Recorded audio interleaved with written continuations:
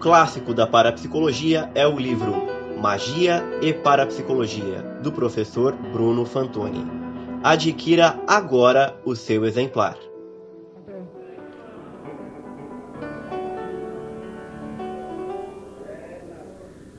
Estamos todos aqui? A voz não está soando um pouco estranha. Alô, alô, alô.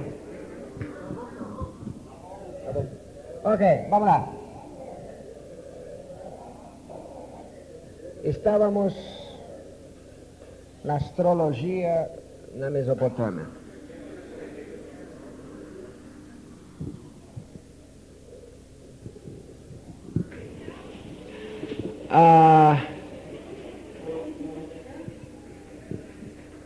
Antes de continuar com o Egito, que é o segundo povo da antiguidade que nós vamos analisar em relação à magia, eu gostaria de fazer um pequeno comentário que eu fiz a alguém que veio falar comigo no intervalo e eu achei que seria interessante partilhar com todos vocês. Eu sou um profundo admirador da magia. Em outras palavras, eu sou um profundo admirador de todas estas pessoas que nesta época, onde não existiam as ferramentas, os meios que nós temos hoje, preencheram essa necessidade que existe no ser humano de tentar explicar a natureza.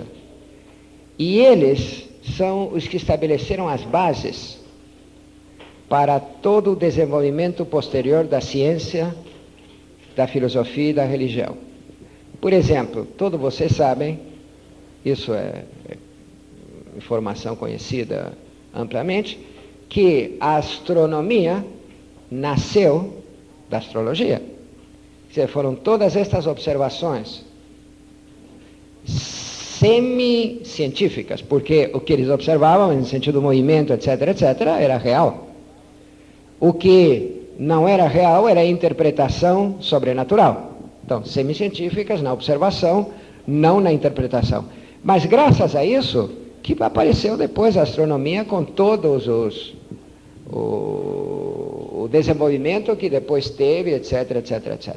Sabem perfeitamente que a química nasceu da alquimia. Sabem perfeitamente que a matemática, surgiu o pai da matemática, Pitágoras, era um numerologista que aplicava todas esses conhecimentos que ele desenvolvia no campo da matemática, aplicava com objetivos mágicos. Os números tinham, etc., etc. Quer dizer, uma raiz mágica para um monte de desenvolvimento científico. Então, preencheu um papel muito importante, permitiu a todas estas civilizações ter uma ideia da realidade que os satisfazia psicologicamente. Talvez, se não tivessem tido esta interpretação, teriam tido neurose, toda uma série de problemas que, felizmente, desde o ponto de vista psicológico, não tiveram por causa dessas teorias. Agora, o que é ridículo, o que é absurdo, o que é incompreensível, é continuar pensando desse jeito. Está clara a diferença? Hoje temos a ciência, temos a religião e temos a filosofia que preenchem todo o espaço que ocupava a magia no passado. Talvez a única área onde ainda a magia tinha algum sentido era a área dos fenômenos paranormais. Mas eu falei para você que há 100 anos que a própria ciência, e depois da ciência, a filosofia e a religião, este curso chama-se Parapsicologia e Religião, entrou a lidar com os fenômenos paranormais e tirou também do campo da magia.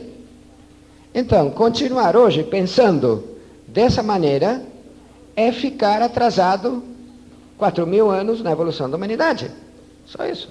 Eu tenho todo o respeito pela maneira como pensavam estas pessoas, não critico em absoluto os caldeus por ser astrólogos, no ano 2200 a.C.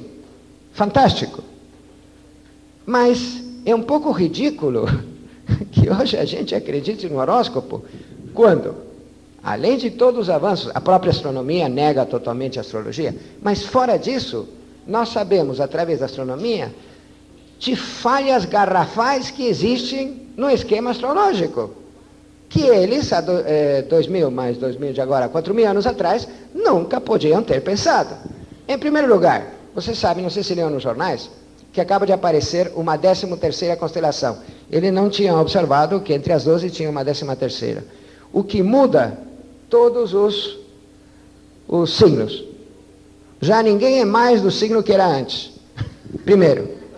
Segundo, vocês sabem que as constelações são constelações do hemisfério norte, não são constelações do hemisfério sul. Vocês sabem que o céu do sul é diferente do norte. Os caldeus na Mesopotâmia estavam acima do Equador. Consequentemente, as constelações são do norte. Porque nós temos aqui as mesmas constelações. É a mesma coisa que comemorar Natal, pensando no velhinho com a neve, quando aqui nunca tem neve no fim de dezembro. Em outras palavras, é um hábito nórdico que nós adotamos. No Natal não faz mal a ninguém. Né? Pensar no Santa Claus e a neve, o trineu, os cachorrinhos, etc, etc. Tudo bem, é uma forma de divertir as crianças, tudo que vocês querem. Mas a mesma coisa nós estamos fazendo com o zodíaco. Estamos tomando no sul, e além do mais tem outro problema fundamental. Eu disse que eles calculavam na base da aparição do Sol em cada um dos sinais. Correto?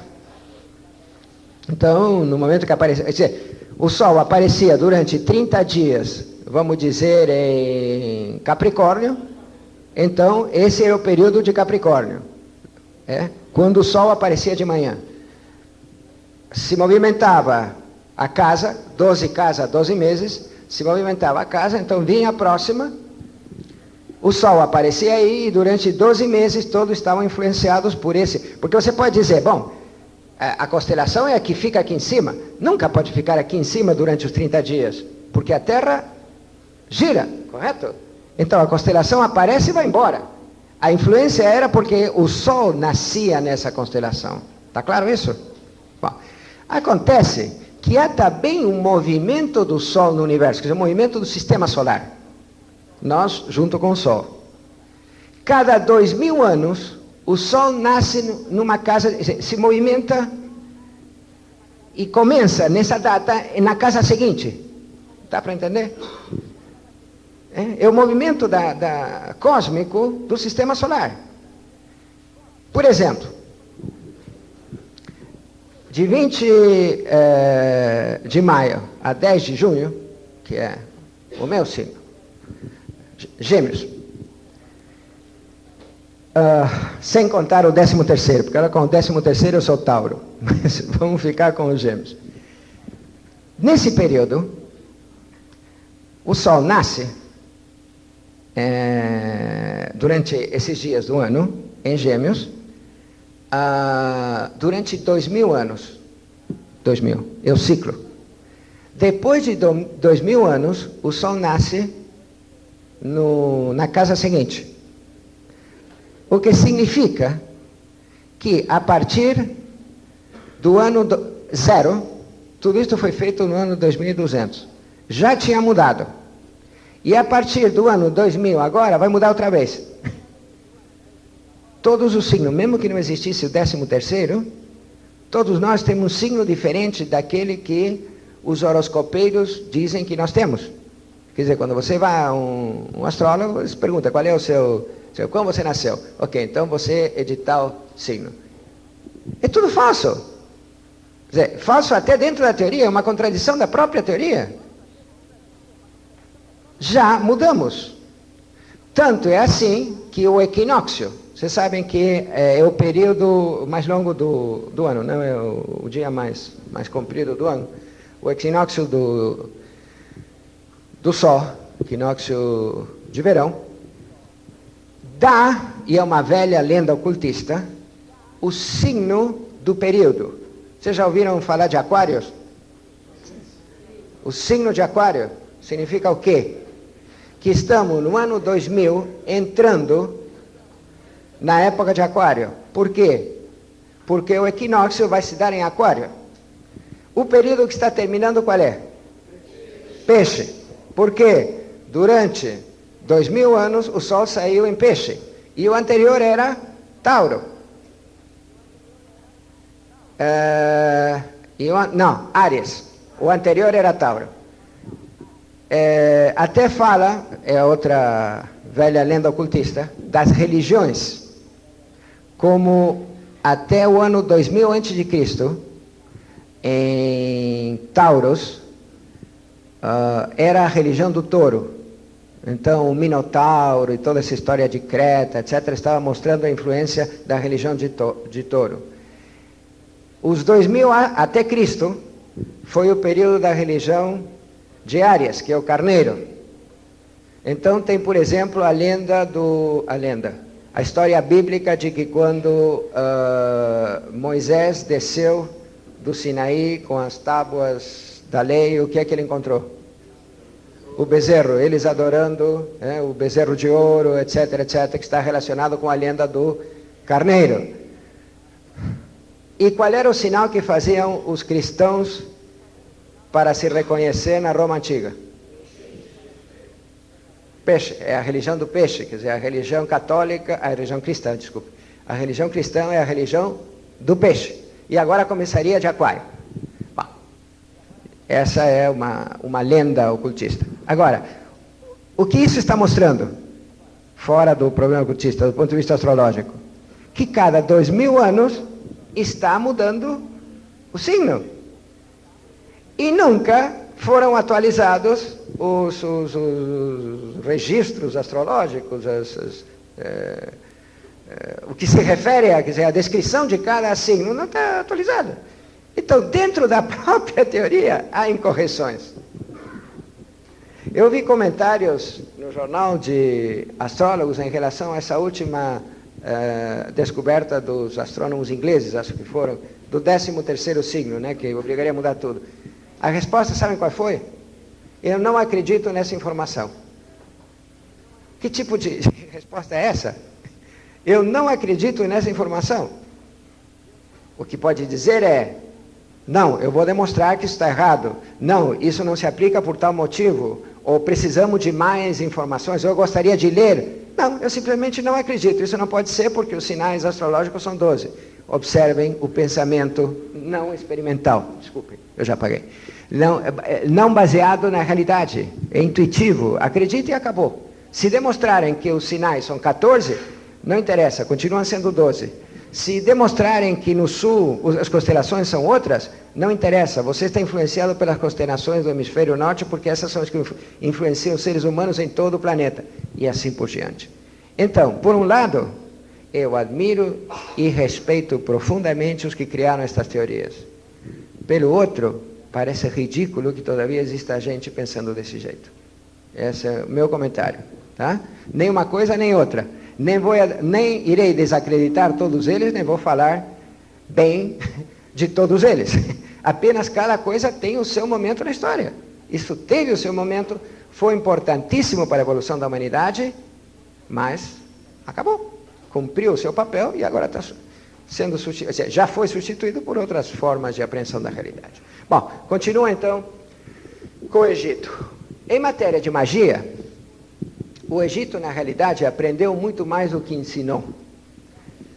Apesar do qual, existe a tradição dentro da magia de que Egito é a terra dos mistérios.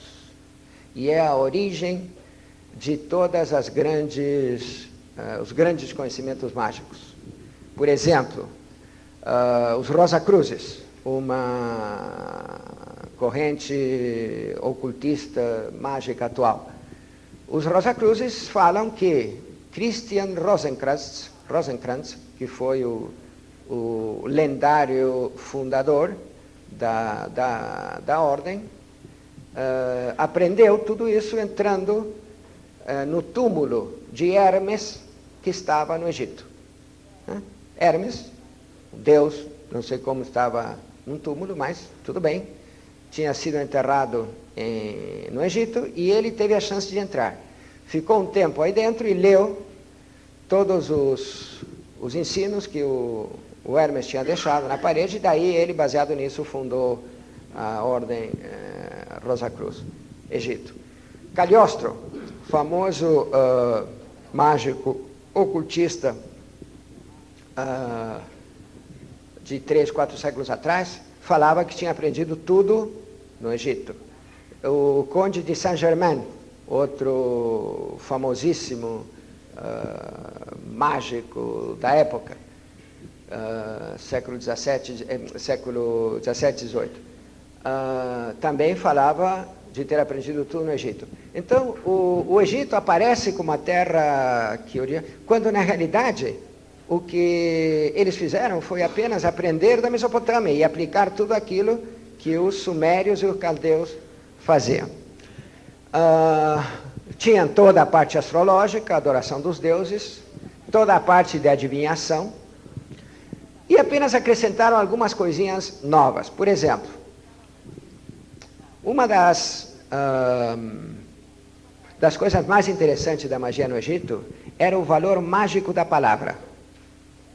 Essa foi a invenção deles. A palavra. Da mesma maneira que na pré-história a imagem tinha um valor mágico, você através da imagem podia agir sobre o sujeito. No Egito começaram a pensar que você podia agir sobre o sujeito através da palavra. Como?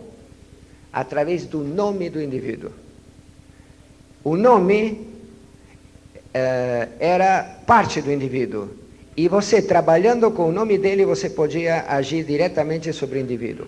Por isso, todas as pessoas tinham 2 nomes. O nome comum, que não era o verdadeiro, para que ninguém lhe pudesse fazer nada. E o nome real, que ficava reservado para que ninguém pudesse fazer nada nesse nome. Também pensavam que se você conhecesse o nome verdadeiro dos deuses, você teria todo o poder do mundo. E aparece pela primeira vez um conceito mágico, vamos dizer, um princípio mágico, tremendamente contraditório,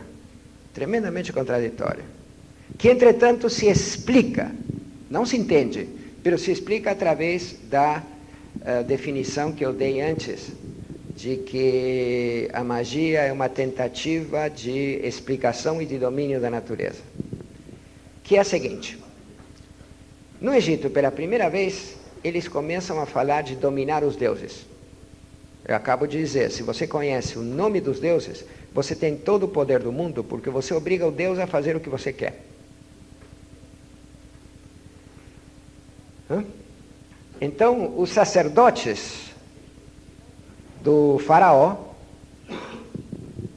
que conheciam os nomes, pediam aos deuses, usando os nomes, e ameaçavam os deuses, para a possibilidade dos deuses não cumprirem a obrigação que eles tinham. Por exemplo, de ajudar o faraó numa batalha. Ameaçavam retirar as ofrendas, ameaçavam nunca mais adorar o Deus, etc, etc. Agora, eu não preciso explicar qual é a contradição. Ou é Deus, ou não é. Se é Deus e tem mais poder, como é que eu posso dominar um Deus? Como é que eu posso ameaçar um Deus? E toda essa contradição é derivada do fato de que a magia sempre pretendeu, e continua pretendendo, dominar a realidade, quer dizer, dar ao praticante o domínio da realidade. Então, se a magia dependia de deuses naquela época, você só podia dominar a realidade dominando os deuses. Então aparece essa contradição do crente superior à entidade na qual ele crê. Totalmente diferente da posição das religiões. Seja qual for a religião, e essa é uma característica da evolução das religiões em relação à magia, é uma característica básica, a posição de submissão total do crente. Faça-se a tua vontade. O que você decidir é o que eu tenho que fazer. Se você me ajuda, joia. Se você, Deus, quer me fazer sofrer, você tem os seus motivos. E eu aceito o sofrimento com resignação. É a posição de São Francisco de Assis, de Santa Teresa, de todos os santos, e em geral, de todo bom crente cristão. Nunca você ameaça a Deus. Não faz sentido. Me cura desta doença, eu deixo de acreditar em você. É absurdo. Se eu quero castigá-lo é porque continuo achando que ele existe. E se ele existe, como posso deixar de acreditar nele? Como posso castigar alguém deixando de acreditar que ele existe?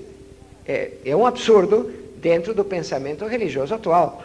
Evidente. Qualquer religião. Aí vocês têm uma diferença entre o que significa a religião como uma evolução da religião mágica às religiões atuais. Mas é assim que pensavam os egípcios. Bom, outra característica deles é uma evolução muito grande do culto aos mortos. E todo um ritual sobre a morte que levou até a esses monstros que são as pirâmides, que são monumentos mortuários para os faraós, né? Para serem enterrados os faraós.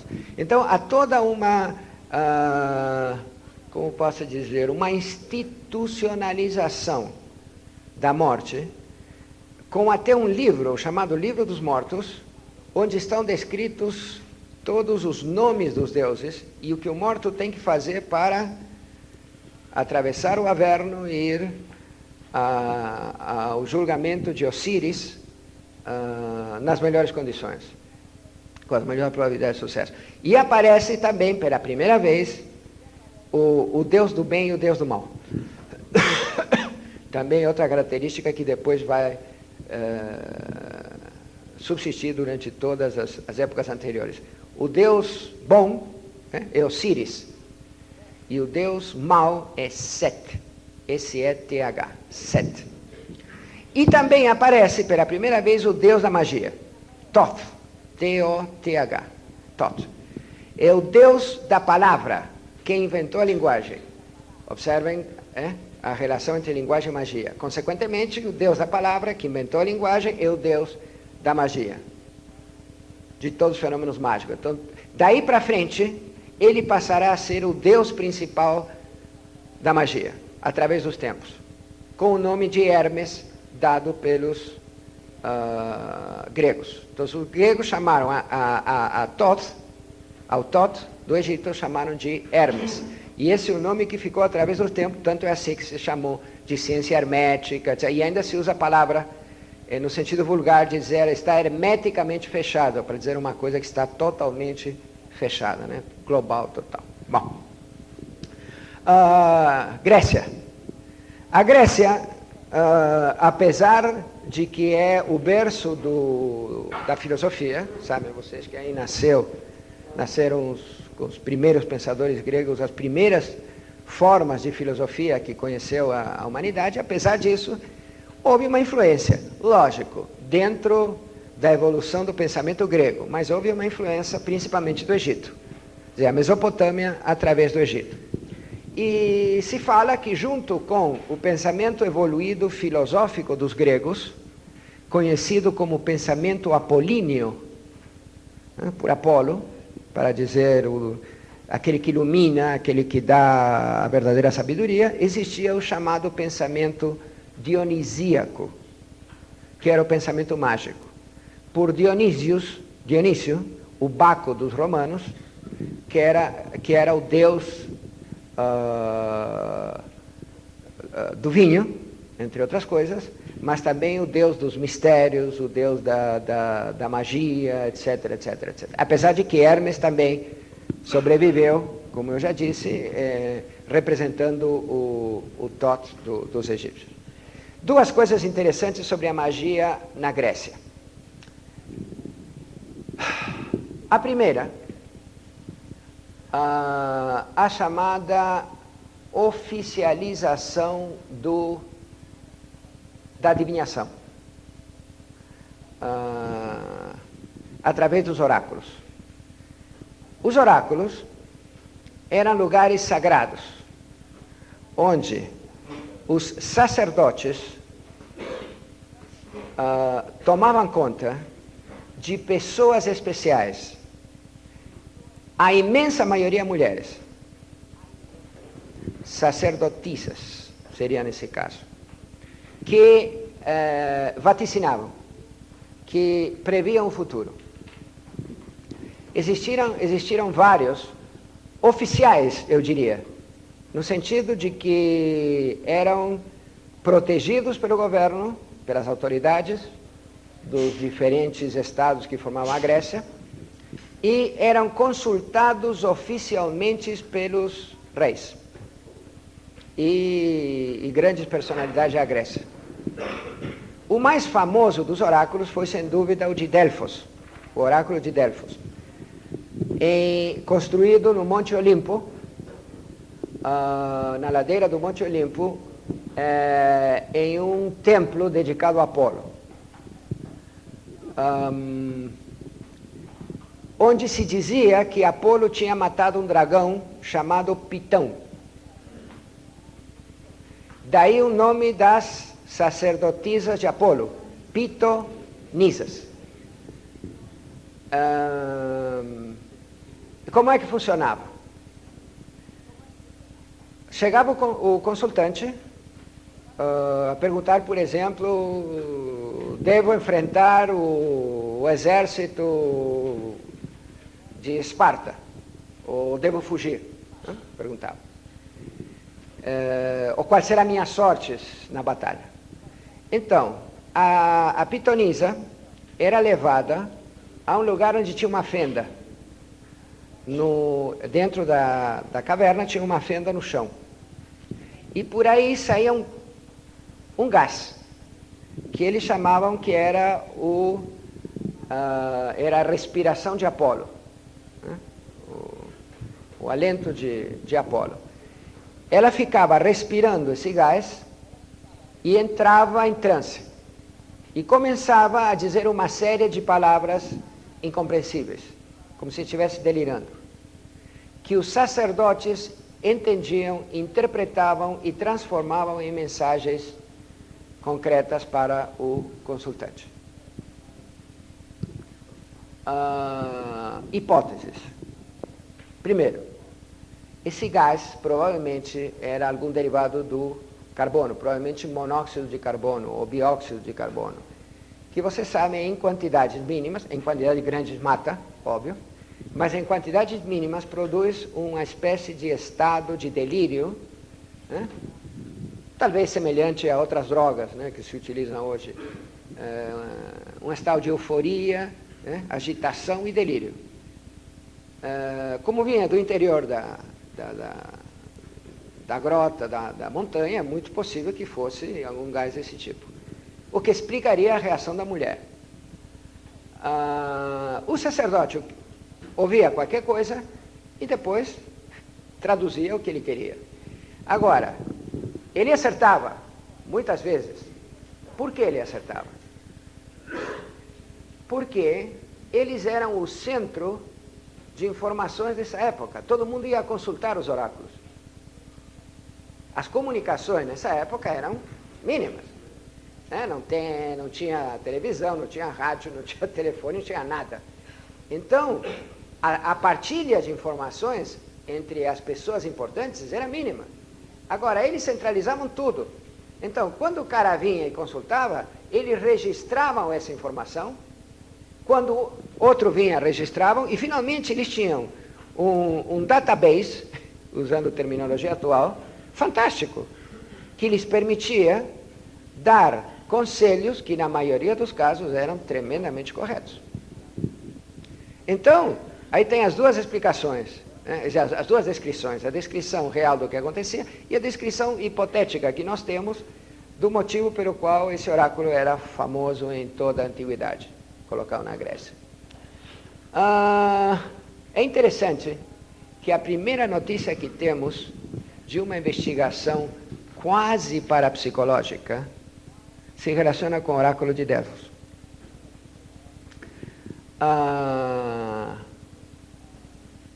Conta-se, acho que foi Homero, quem faz a referência de que Creso, rei de Midas, queria fazer uma consulta ao oráculo, mas ele desconfiava se o oráculo de Delfos era bom ou não.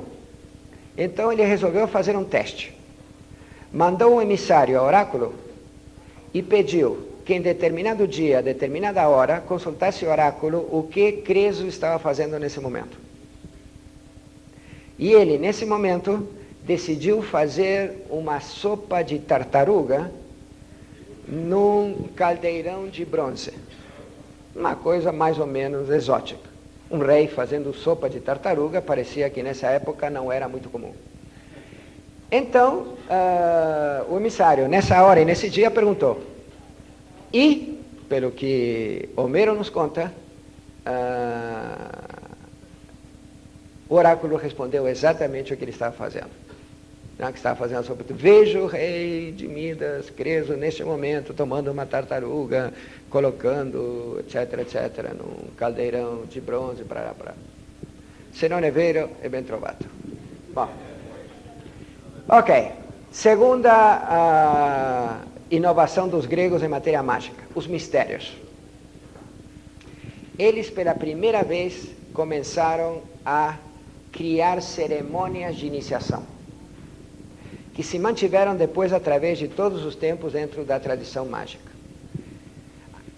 A ideia é a seguinte: como o conhecimento mágico não é o conhecimento racional, você não aprende como você aprende geografia na escola, ou qualquer coisa na universidade, etc., que é racional, onde é um esquema que é apresentado, você entende, você capta, você grava, você lembra, você repite. Isso é captado por uma captação imediata e intuitiva, em um clima adequado para que você possa, de repente, ser iluminado, ser um iniciado. E então eram criadas rituais de vários dias, 3, 4, 5.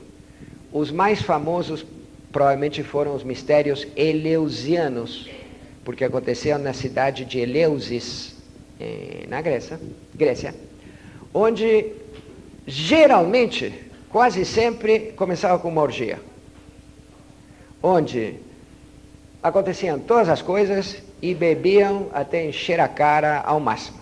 Esse sempre era o início da iniciação, porque você precisa ir ao fundo da matéria, ir ao fundo do mal que existe na matéria, para depois daí você renascer e descobrir os princípios, as verdades, etc. Seria uma boa desculpa para fazer uma festinha de vez em quando, eu não sei. Mas o fato é que a partir daí começaram essas cerimônias de iniciação que se mantiveram durante todo o tempo. Vocês sabem que qualquer seita que se respeite um pouco deve ter uma cerimônia de iniciação. A maçonaria tem, a Rosa Cruz tem, enfim, os cavaleiros templários tinham. Aliás, se falou muito da cerimônia de iniciação dos templários, que parece que era meio gays, mas essa é outra história. Bom, é parte também da magia. Ok, então, Grécia, Roma. Estou indo rápido para deixar uns 15 minutos finais para o pensamento mágico. Roma era um país eminentemente prático. Eminentemente prático. Agricultores e, finalmente, guerreiros, que tinham pouco tempo e vontade de se dedicar às elucubrações mágicas. Tanto assim que não se esforçaram em criar a sua própria magia. Tomaram toda a magia grega, Egito, Caldeia, né? Essa era a linha, né? A partir da Mesopotâmia, Egito, Grécia, e a única coisa que fizeram é mudar os nomes e dar nomes latinos aos nomes gregos, que eram nomes gregos dados a deuses do Egito. Então, Thoth, Hermes, Mercúrio. Né? A mesma personagem, as mesmas características, os mesmos atributos. Acrescentaram o comércio, era o deus do comércio, além do Deus da magia, porque Deus da magia para eles não era muito importante. Quer dizer, eu insisto, eram tremendamente práticos. Então era o Deus do comércio, né, na Roma, mas também era o Deus da palavra, comerciante fala muito, e como tal tinha alguma coisa a ver com a magia. Zeus, o Deus máximo, passou a ser Júpiter, e assim por diante, né? Os nomes dos deuses gregos passados ao romano, ao latim, lógico. Bom, apenas dentro das novidades que eles acrescentaram, uma delas era mudar a vontade dos deuses. Como? Agradando os deuses. Enquanto no Egito ameaçavam os deuses, o que eles faziam era uma pequena cerimônia, que não era de ameaça, era apenas uma cerimônia que tinha o efeito de mudar a vontade do Deus. Não necessariamente agradando, eu falei agradando os deuses, não necessariamente. Era uma espécie de fórmula com a qual a vontade do Deus era mudada. Chamavam-se os augúrios. Vocês conhecem a palavra? Como é que nós usamos agora a palavra? Para dizer o quê? Que desejamos algo de bom a alguém, não? Correto? Você deseja algo bom quando você diz um augúrio. Bons augúrios, etc. Ok. Vaticínio. Outra palavra que você conhece. Os vaticínios e os auruspícios eram as cerimônias para identificar a vontade do Deus. E como é que eles faziam? Ou abriam os animais e, observando as entranhas dos animais, tiravam conclusões. Isso era feito por especialistas, lógico, o sacerdote que conhecia a técnica dos vaticínios, ou observavam o voo das aves, os aruspícios. E pelo voo das aves, eles faziam as suas interpretações. Se o vaticínio era favorável, tudo bem, iam em frente. Se não era favorável, faziam o augúrio e iam em frente do mesmo jeito. Entenderam? Com o augúrio, eles eliminavam o destino ruim que os deuses tinham preparado para eles. Como se fosse uma espécie de fórmula, né? Uma fórmula mágica. Então, estão vendo a praticidade dos romanos. Em vez de ficar pensando em um destino humano, na fatalidade, um pequeno augúrio e vamos em frente. Tá? Quer dizer, obviamente significou uma decadência no pensamento mágico dentro da praticidade desta cultura romana. Esta decadência do pensamento mágico se assentou, estamos falando Roma, da civilização romana, que vai mais ou menos do século 7 a.C. até mais ou menos o 6, 7 depois de Cristo, que é a decadência de Roma. A decadência da magia, que tinha começado com os 7 séculos antes de Cristo, a época da monarquia e a época da república, com Cristo começa o império, mais ou menos na época de Cristo. Sabem que César foi assassinado no ano 30 antes do nascimento. Aí então assumiu Marco Antônio, depois Otávio, que foi o primeiro imperador, Augusto, e é praticamente da época do nascimento de Cristo. Só que logo após do nascimento de Cristo, veio o quê? O cristianismo, que entrou em Roma. 2, 3 séculos, Constantino, e já a religião cristã aceita como religião oficial. O que aconteceu com a magia que já tinha entrado em decadência com o pensamento romano? Decadência total. Porque o cristianismo ocupava o lugar da religião mágica dos romanos e não trazia nenhum tipo de elemento de domínio da natureza. O cristianismo, relação do homem com Deus, sem que você possa usar a Deus para nada neste mundo.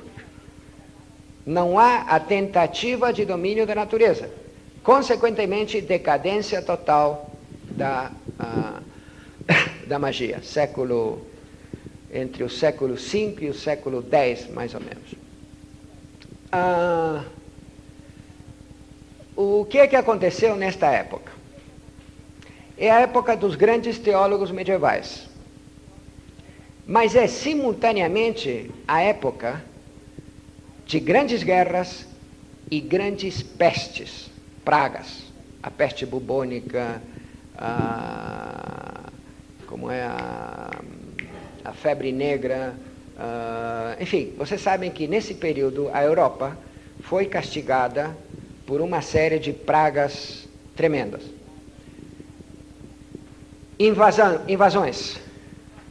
Temos os árabes, a época das cruzadas, a luta contra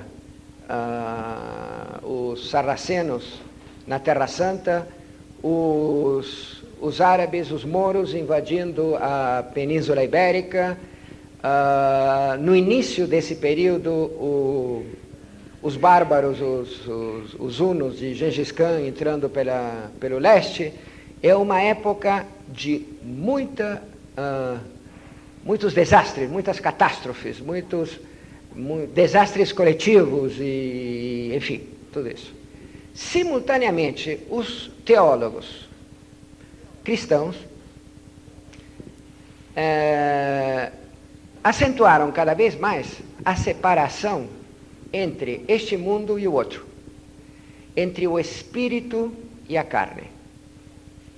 E acentuaram aquele princípio de Cristo, de meu reino não é deste mundo, é aquele. E junto com isso, houve uma interpretação de que este mundo é do demônio, é de Satã. Aqui onde está a tentação de Satã, é o mundo dele. A carne é ruim, a matéria é ruim, só devemos pensar no espírito.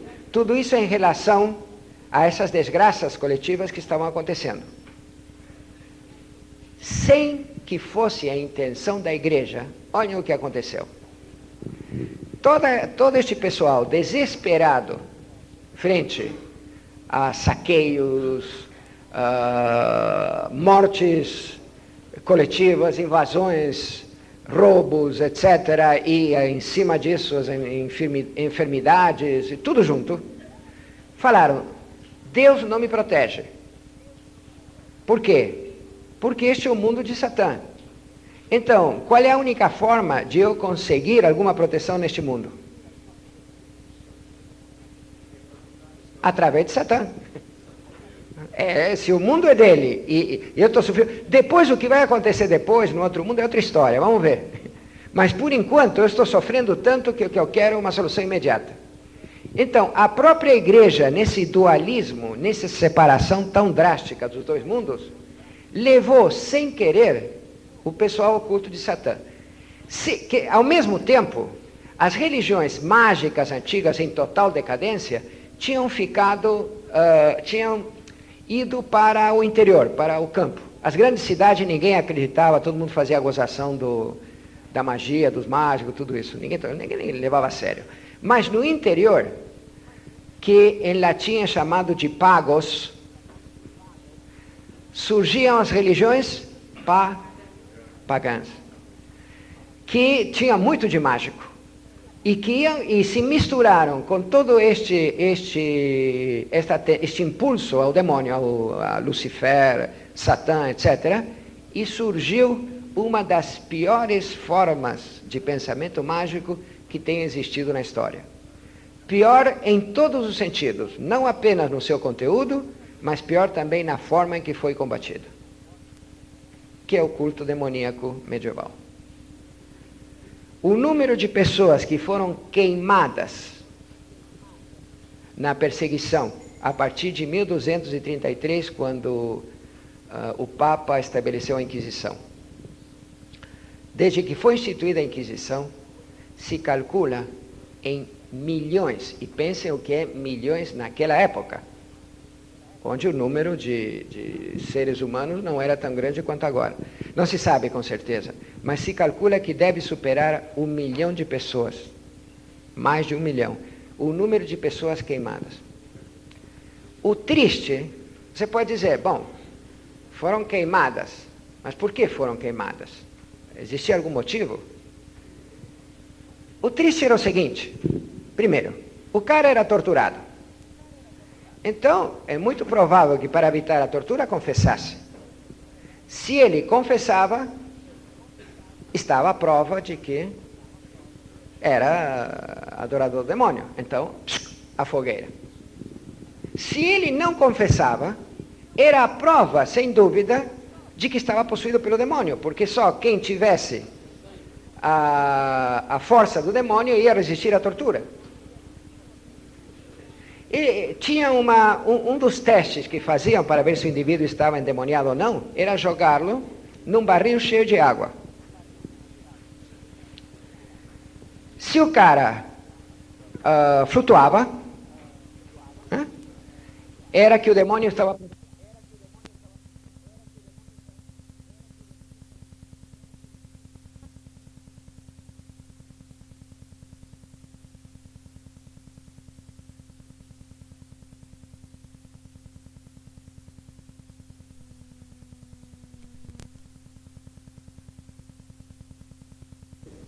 inventavam qualquer coisa de que o cara fazia cerimônias demoníacas, não sei o quê, e imediatamente era julgado, inquisição, fogueira, e o cara, por ser o denunciante, recebia os bens do indivíduo denunciado, e assim por diante. Quer dizer, o culto demoníaco foi tremendo, mas não foi menos tremenda a maneira como a Inquisição perseguiu esses pobres infelizes, porque em muitos casos, alguns eram totalmente inocentes, e outros eram doentes, eram pessoas, e isso é psicologicamente explicável.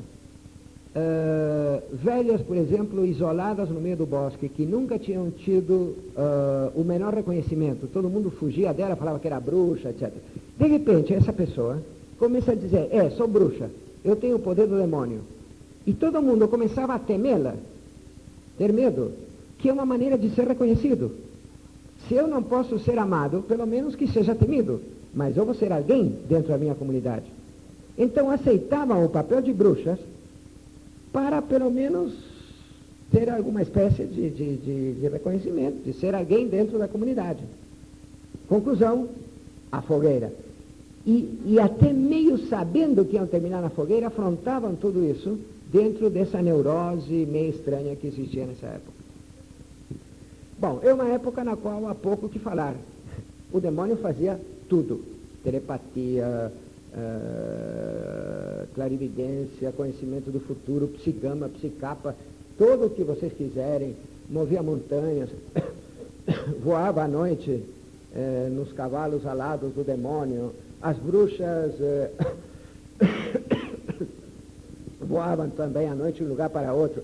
Nem falo das relações sexuais que existiam entre a bruxa e o demônio em forma de bode, o demônio de tudo. Quer dizer, é uma época, desde o ponto de vista parapsicológico, de pouquíssimo valor, porque não há maneira de separar o falso do verdadeiro, sabe? Isto foi, eu vou dizer exatamente, entre o século XIII, começou com a Inquisição, e terminou no século XIX.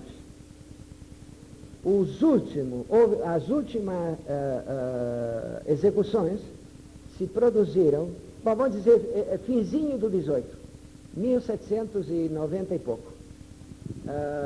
Na Inglaterra foi queimada a última bruxa, e nos Estados Unidos o tristíssimo episódio de Salem, em Massachusetts, a bruxa de Salem. Tristíssimo, foi um caso de neurose coletiva, onde queimaram 7, 8 mulheres aí, coitadas, que não tinham absolutamente nada de bruxa, mas que ficou famoso como o caso das bruxas de Salem. Foi a última execução na América, e a última execução na Inglaterra, da última bruxa, foi lá por 1790, então fim do século XVIII. Então, 5 séculos de perseguição. 5 séculos tristíssimos na história da humanidade. Bom, o que acontece depois da época do culto demoníaco? Estamos... Deixa eu calcular o tempo. Quando é que nós terminamos agora?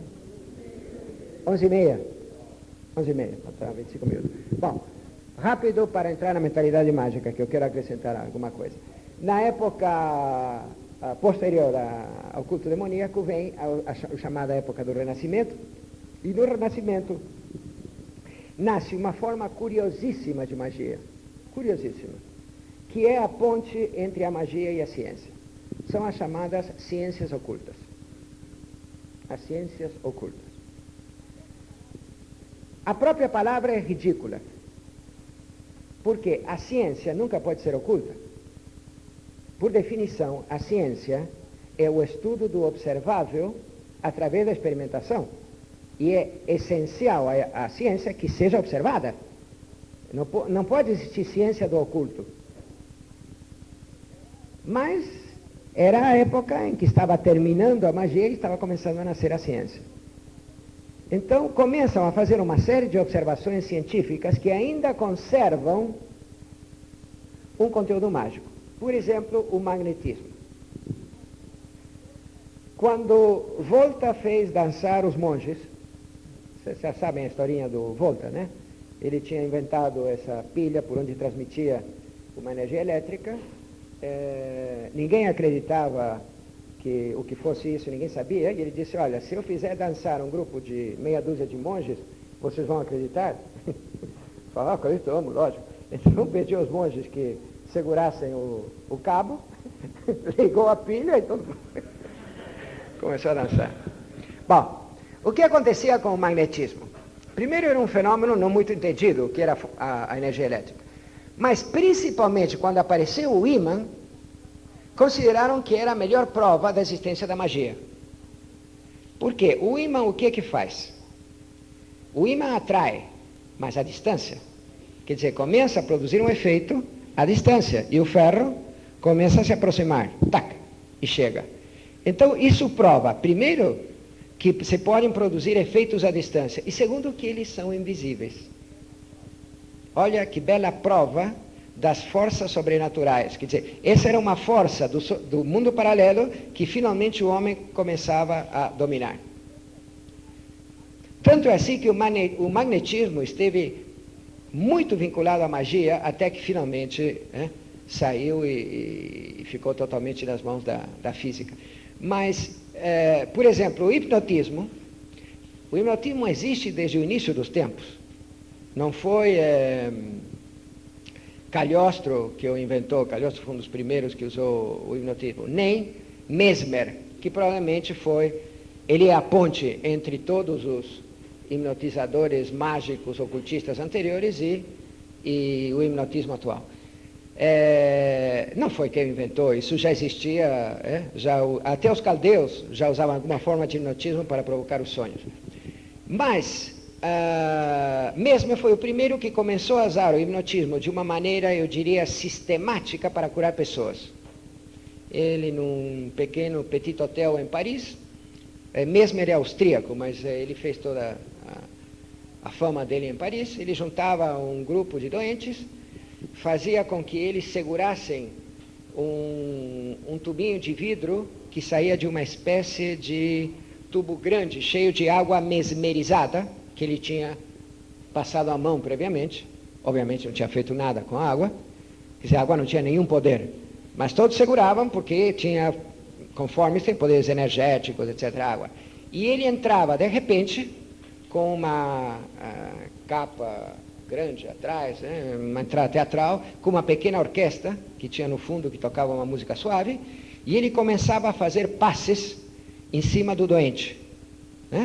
Então ia no doente e começava, e o hipnotizava. Na linguagem deles, o magnetizava.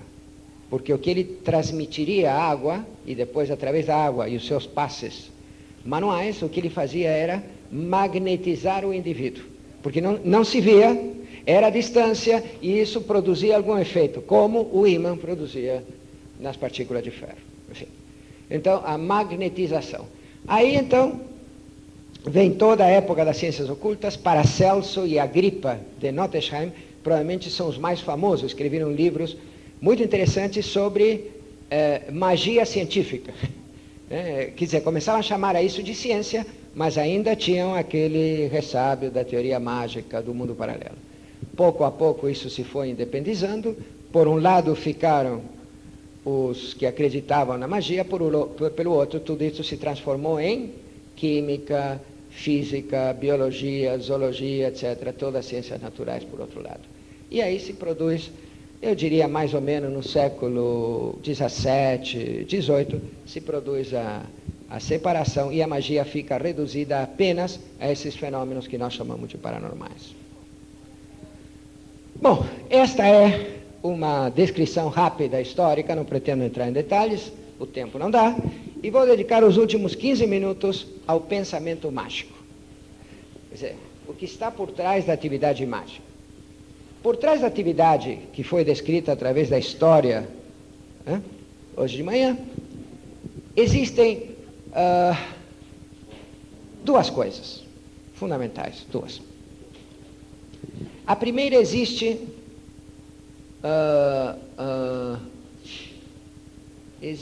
uma...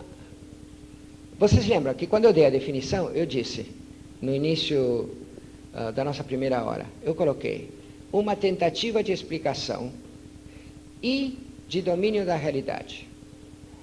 Então, por trás, existe toda uma tentativa de explicação, vamos chamar de filosofia, entre aspas, uma teoria sobre a realidade. E existe uma tentativa de domínio da realidade. Podemos chamar isso de tecnologia. Existe uma tecnologia. Tá? Vamos falar um pouco sobre a filosofia, a tentativa de explicação. Qual é o conceito básico que os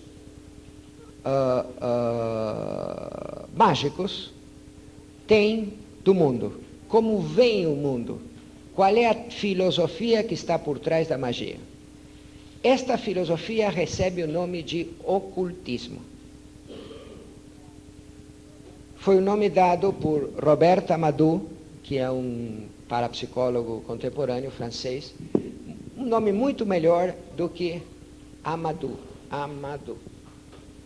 Robert Amadou.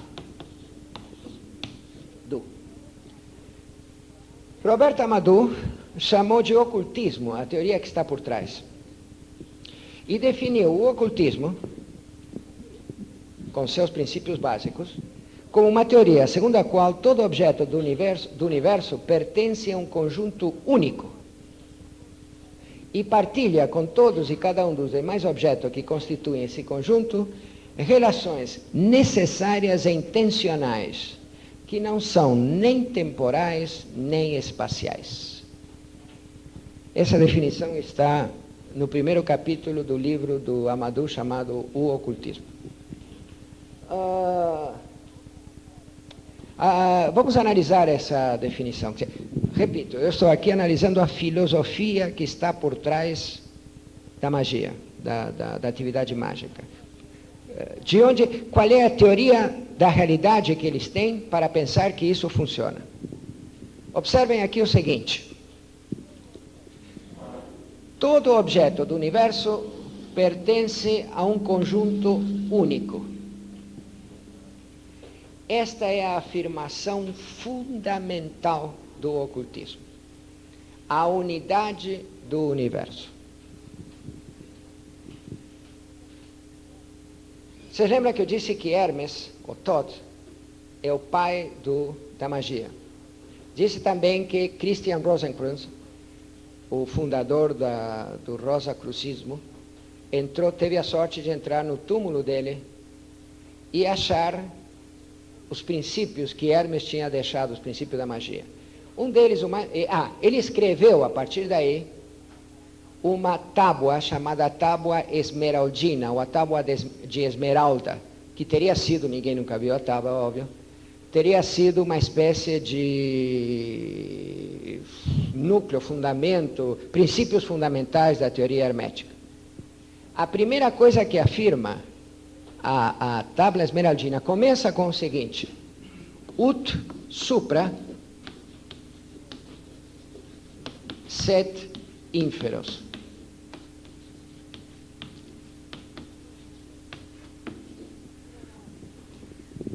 Como acima é abaixo. Entende o que quer dizer? O que está lá em cima é igual ao que está aqui embaixo. Em inglês, isso foi traduzido por as above, so below. Em linguagem científica atual, o macrocosmos reflete ou é igual ao microcosmos.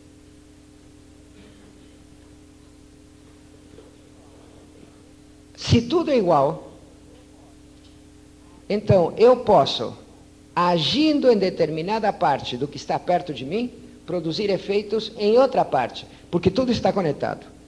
Há conexões internas. Vou dar um exemplo.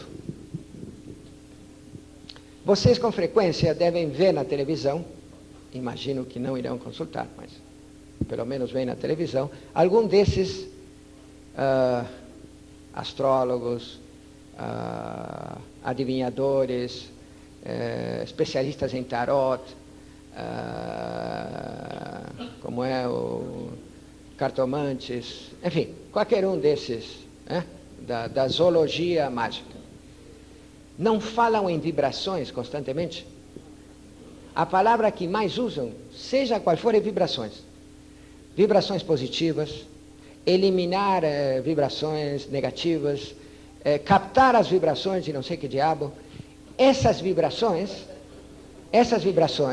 é o que conecta todo o universo entre si. Allan Kardec falava no éter, um conceito totalmente superado do século passado, mas os espíritas ainda continuam falando do éter. O éter, não o éter que serve para anestesiar, né? O éter como a substância que conecta todo o universo entre si. Como uma espécie de líquido amniótico no qual nós estaríamos flutuando. É óbvio que a ciência nunca encontrou o éter. E existem outras coisas por aí no universo, raios cósmicos, etc., que não tem nada a ver com o éter, mas eles, lógico, na mentalidade de Allan Kardec não tinha, Hippolyte Rivail, o nome verdadeiro, não tinha a menor preparação científica, e nessa época tinha muita gente que falava disso. Como eles não sabiam ainda, não tinham meios de explorar o espaço, então existia o éter. Então, existe uma conexão entre tudo, de tal maneira que eu agindo sobre isto, eu posso estar produzindo um efeito em qualquer lugar do universo. Bom. E partilha com todos e cada um dos demais relações necessárias e intencionais. Relações. Então, cada objeto está dentro desse esquema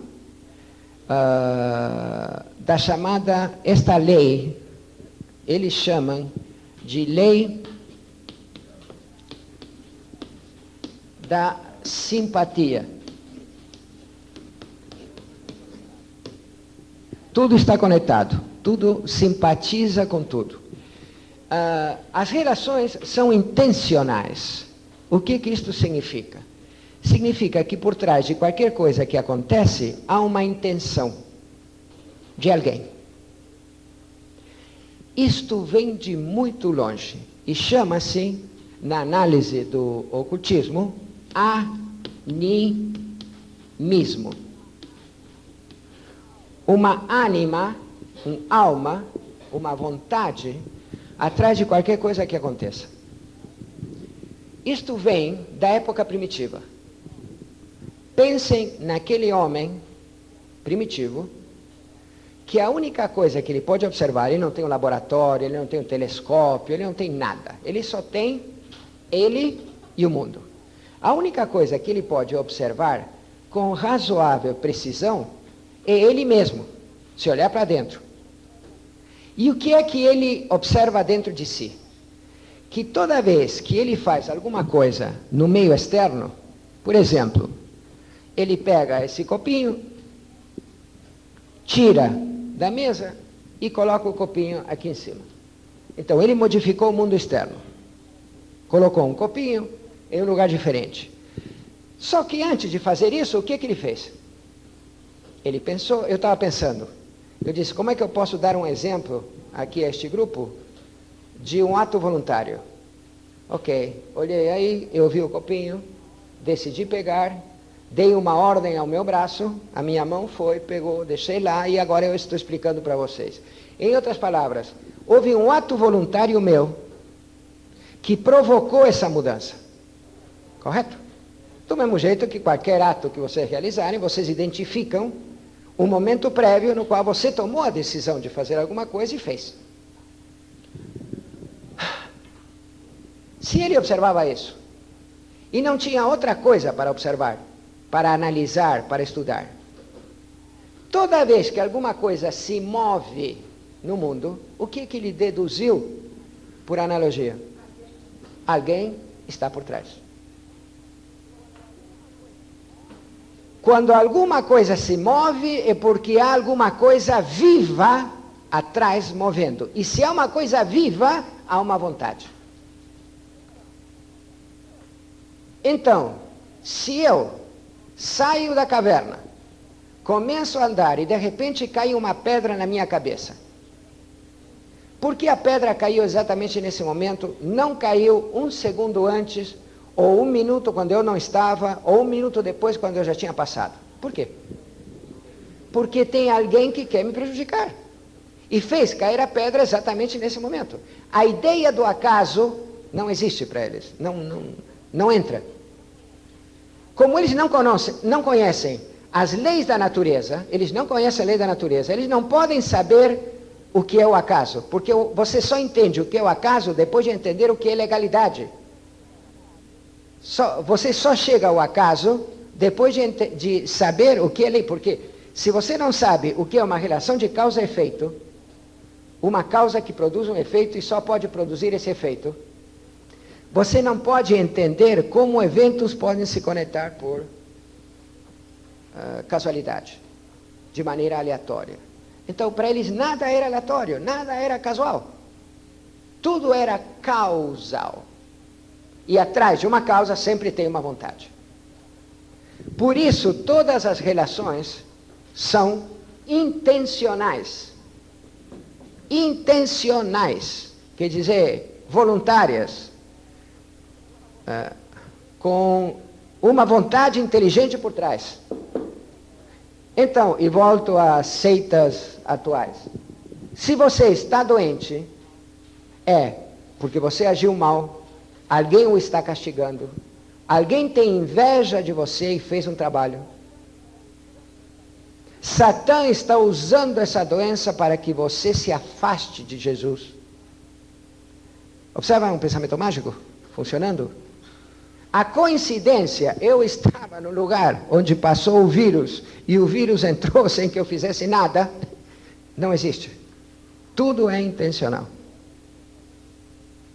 Ok? Que não são nem temporais nem espaciais. Há uma relação de causa e efeito, mas não é temporal, não é espacial. As causas temporais e espaciais são aquelas com as quais trabalha a ciência. Tem uma causa no tempo, tem um efeito posterior. Isso pode ser observado no espaço. No pensamento mágico, não tem nem tempo, nem espaço. Por exemplo, se eu neste momento, fazendo qualquer tipo de trabalho aqui em cima, eu posso produzir uma doença numa pessoa que está neste momento no Rio de Janeiro, onde está a relação espacial? Em outras palavras, como eu posso mostrar o contato entre o que eu estou fazendo aqui e o que aquela pessoa está sofrendo lá? Não posso. Entretanto, para o pensamento mágico não há problema.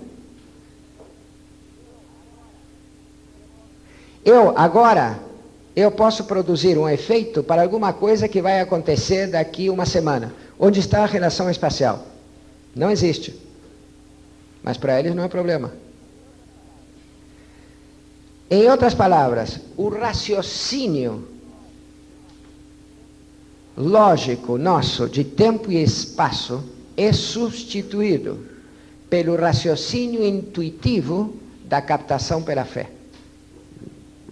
Eu acredito que seja assim. Se eu estou doente, eu acredito que é o demônio que produziu esta doença. Não me interessa qualquer prova que você me dê, demonstrando que foi um vírus que eu contraí em tal momento porque eu fiz tal coisa que eu poderia não ter feito. Não. Eu acredito, captação direta. Alguma vez você viu o demônio entrando, saindo? Nunca, mas eu acredito. Agora, observem, você pode dizer, mas na religião também tem fé? O que tem de errado na fé? Nada. Enquanto a fé for usada para aquilo que você não pode observar, que você não pode provar, que é Deus e o sobrenatural. Nós temos fé em Deus. Nós não temos fé na lei de gravidade. Faz sentido o que eu estou dizendo? Você tem fé na lei de gravidade? Você não tem fé. Por que você não tem fé? Porque das duas uma.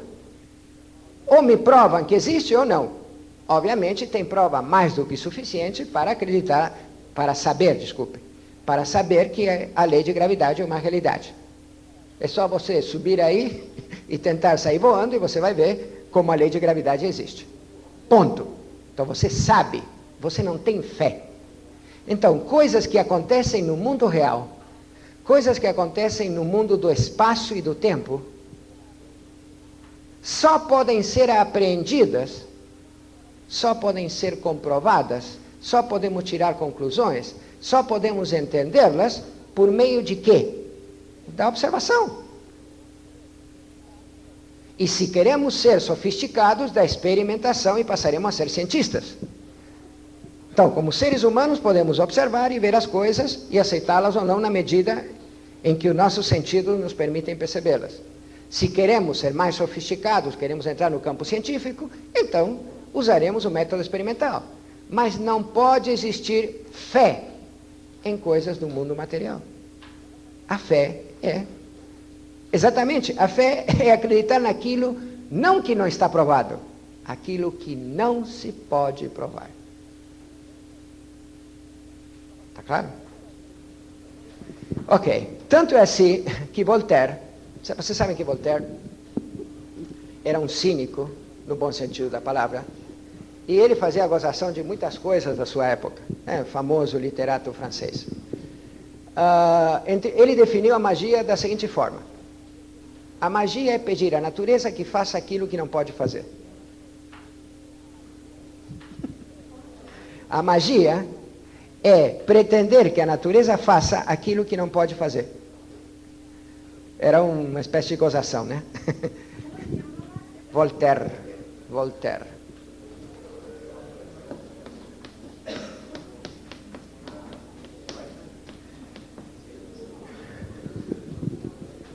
Bom, eu quero terminar em mais... Já é hora, né? 11h30. Eu termino em 1 minuto com uma última reflexão que eu deixo para vocês pensarem. Uma coisa para pensar.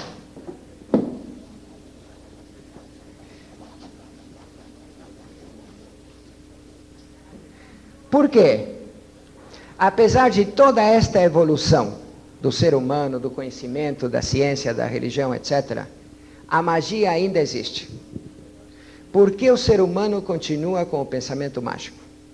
Eu tenho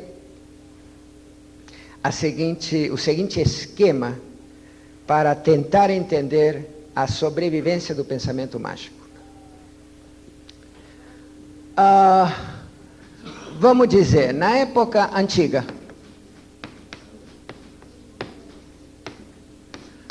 tudo era espírito.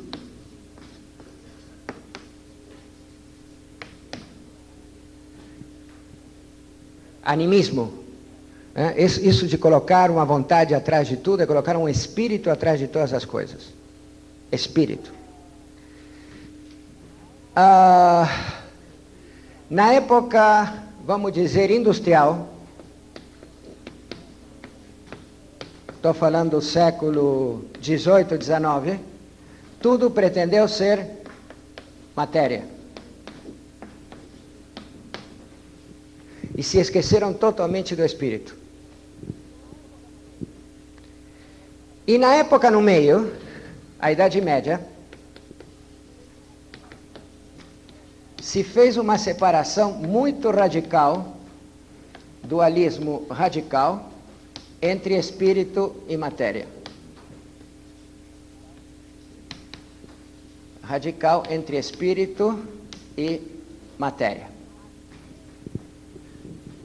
As três situações são angustiantes para o ser humano, porque nós somos uma integração de espírito e matéria. Na medida em que a matéria não aparece, angústia, magia. E você se esconde na magia como uma maneira de você combater essa angústia. Quando se acentua demais a matéria e desaparece o espírito, volta a angústia do ser humano por ter eliminado uma das suas partes essenciais. E volta ao ser humano o pensamento mágico. E nesta época de dualismo, a separação levou à mesma conclusão. Na medida em que separamos os dois, como se estivessem totalmente separados e pertencessem a dois mundos diferentes, angústia, magia. Qual é a alternativa do futuro? O que eu chamo dualismo integrado. Onde fique bem claro que não há espírito sem matéria, nem matéria sem espírito, pelo menos no ser humano. Aí então não haverá motivo para angústia e não haverá motivo para pensamento mágico. Senhores, obrigado, foi um prazer estar com vocês.